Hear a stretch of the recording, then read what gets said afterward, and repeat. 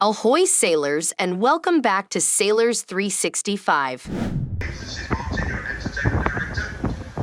I've been called this morning up to the bridge to make this tremendously important announcement, something that's a first in the history of mankind. I've been briefed for the last 20 minutes about what I should talk about.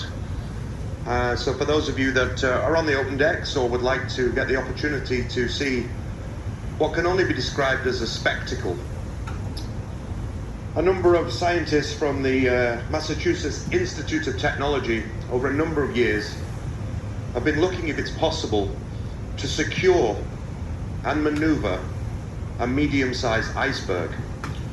They were able to identify an iceberg in the Labrador Sea off the coast of northern Canada, and with the assistance of 8 tugboats that have been moved in from around various parts of the world, 4 of them the largest tugboats that are operated by the Norwegian Navy, and 4 tugboats from the Canadian Navy, have managed to secure this medium-sized iceberg. And by medium-sized, we have been advised that the estimated weight is approximately 800,000 tons. Now, this iceberg, over the last couple of weeks, has been towed down from the Labrador Sea, a few hundred miles off the coast of the United States and Canada. It's currently being escorted by the USS Arleigh Burke, which is an Arleigh Burke class destroyer. This, of course, to make sure no wrongdoings occur whilst this operation happens.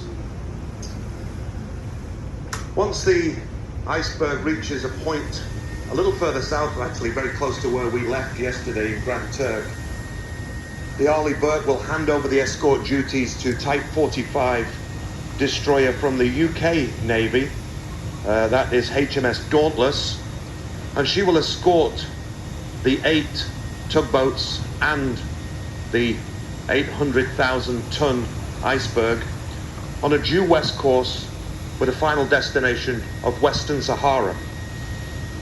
It is planned it will take about 3.5 weeks for that journey to happen. Of course, it's happening at a very slow speed. And they will be heading to an area known as Baia de Dahala in Western Sahara, where the iceberg is going to be laid to rest in that very sheltered bay in Western Sahara, and is going to be piped as a way of providing extra water to an area that suffers massive water shortages. This is a tremendously expensive and experimental experiment to see if they can provide some of the cleanest and natural water to an area that really suffers. The point of the announcement is that in about 3 minutes, the iceberg, the Arleigh Burke and the 8 tugboats will appear on our starboard side. That's the right-hand side of the ship. As you're looking forward, you'll start to see it coming over the horizon. So if you've got your cameras, it might be worth seeing. There's a point of fact, there's actually a Royal Caribbean ship further forward of us, and they're probably making a very similar announcement on their ship as she passes actually between both vessels. So if you're out in the open decks, got your cameras, it might be worth heading out. You will see a very large iceberg being towed right past by about 1.5 miles off the starboard side of the Regal Princess. Thank you very much for your attention. Make sure you've got your cameras. I'm sure it'll help your Instagram page become very famous, because not many people in the world will get to see this. Thank you.